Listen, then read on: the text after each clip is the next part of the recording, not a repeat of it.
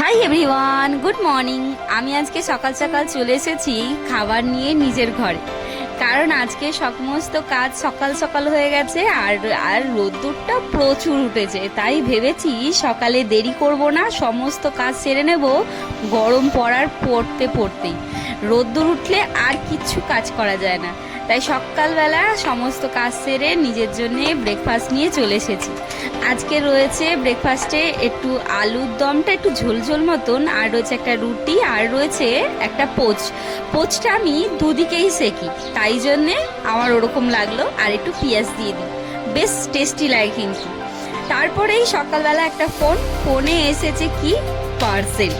Phone করতেই পার্সেলওয়ালা বললো আপনার পার্সেলটা গেটের সামনে আছে, আপনি এসে নিয়ে যান। তা আমি চলে গেছিলাম পার্সেল নিতে। তো পার্সেলে কি আছে চলো তোমাদেরকে দেখাই ঘরে গিয়ে।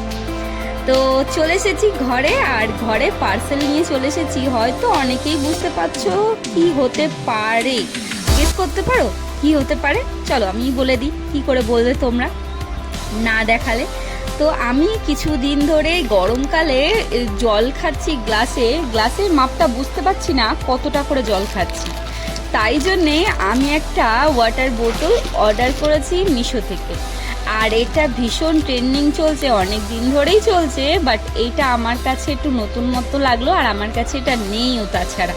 তাই একটা 2 লিটারের একটা ওয়াটার বোতল নিয়েছি, যেটা একেবারে সকাল 7টা থেকে রাত্রি 9টা পর্যন্ত পুরো টাইমিং দিচ্ছে যে তোমাকে 2 লিটার বোতলটা শেষ করতে হবে। বাট আমি কিন্তু 2 লিটারের বেশি জল খাই, তাও আমি একটা নিয়েছি 2 লিটারের বোতল।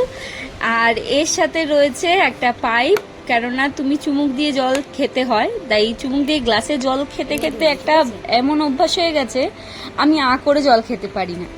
তাই আমি একটা বোতল নিয়েছি, যাতে 2 রকমই সিস্টেম আছে, তুমি চুমুক দিয়েও খেতে পারো, পাইপের সাহায্যেও খেতে পারো, এবং করেও খেতে পারো।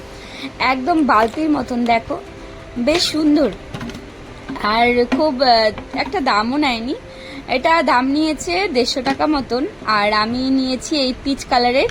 খুব সুন্দর লাগলো, একদম কালারটাও সুন্দর, কিন্তু খুব একটা মোটা যে তা না, একটু পাতলা ধরনেরই। আর এই যে পাইপ দিয়েছে মুখ দিয়ে জল খাওয়ার জন্য, চুষে চুষে বাচ্চাদের মতন করে।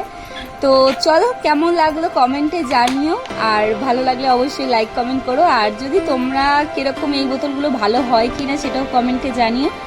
তো চলো, আমি এটার মধ্যে পেয়েছি একটা স্টিকার, সেটা নিয়েই এই যে আমার মেয়ে বসে পড়েছে, স্টিকার খেলবে।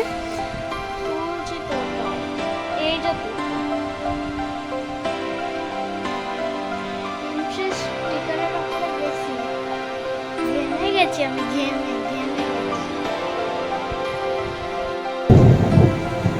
Good evening everyone.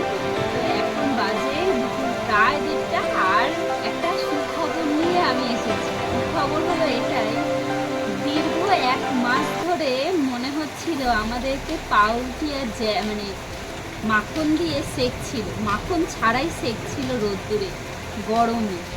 এই সুখবরটা হচ্ছে, আর বৃষ্টি হচ্ছে আমাদের এখানে।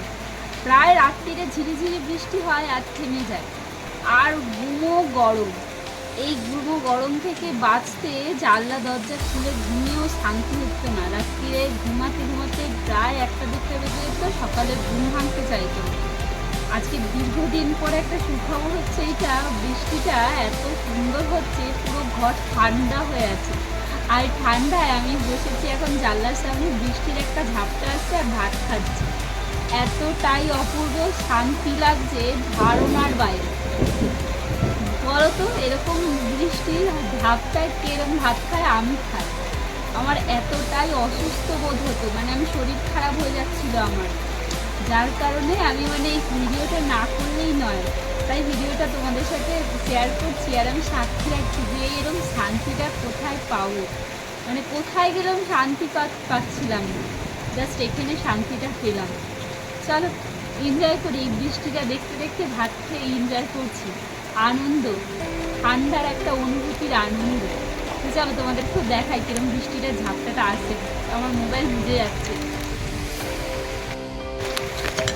এই দেখো বৃষ্টি পড়ছে, আর এই ঝাপটাটা পুরো আমার জানলাতে এসে ভাতে পড়ছে। আজকে আমি ভাতে নিয়েছি, আমার প্রথমে খাওয়া হয়ে গেছে পাট শাকের ডাল দিয়ে ভাত, আর এখন খাচ্ছি মাছের ঝোল, পটল আলু দিয়ে মাছের ঝোল হচ্ছে আর ভাত। আর এত মিষ্টি লাগছে ওয়েদারটা, মানে ভাষায় প্রকাশ করতে পারছি না। জানলাটা হালকা আমি বন্ধ করে দিয়েছি, এবার জানলাটা পুরোটা খুলেছি। দেখো পুরো ঝাপটাটা আমার ঘরে ঢুকছে, পুরো বৃষ্টিতে আমার পুরো জানলা ভিজে গেছে। এই দেখো আর জল, খাবার জলে বৃষ্টি পড়ছে, এতটাই ভালো লাগছে আমি মানে জানলা বন্ধ করতে ইচ্ছা করছে না, তাও আমাকে করতে হবে কারণ আমার বিছানা ভিজে যাচ্ছে। এখন বাজে সন্ধ্যে 8:30 আর আমি চলে এসেছি আজকে রাত্রিরের খাবার করতে। তো আজকে রাত্রিরের এই ওয়েদারটা এত সুন্দর, ঠান্ডা ঠান্ডা হাওয়া দিচ্ছে, তো আজকে রান্না করছি ছাতু ভরে রুটি, আর তার সাথে ওবেলা তো তরকারি রয়েছে, যদি তরকারি কেউ খাবে তো খাবে, আর নালে শুধু ছাতু ভরে রুটিটাও আচার দিয়ে বা শুধুই খাওয়া যায়। তো আমি এখানে ছাতু ভরে রুটিটা একটা করে ফেলেছি, আর স্টিমটা বাড়ানো বলে পুড়ে যাচ্ছে, তো আমি কমিয়ে দিলাম, ধীরে ধীরে রুটিটা করব।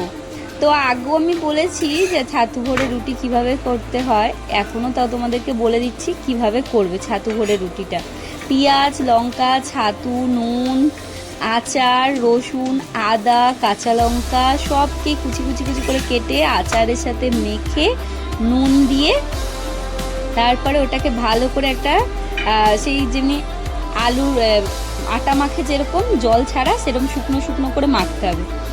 মেখে আটাটাকে মেখে, আটা বা ময়দা যাই দিয়ে খাও না কেন, আটাটাকে মেখে ওর মধ্যে যেমনি পিঠের পুর ভরে সেমনি পুর মতন ভরে আর এরকম রুটির মতন গোল গোল করে বেলে একবার পরোটার মতন ভাজতে হবে।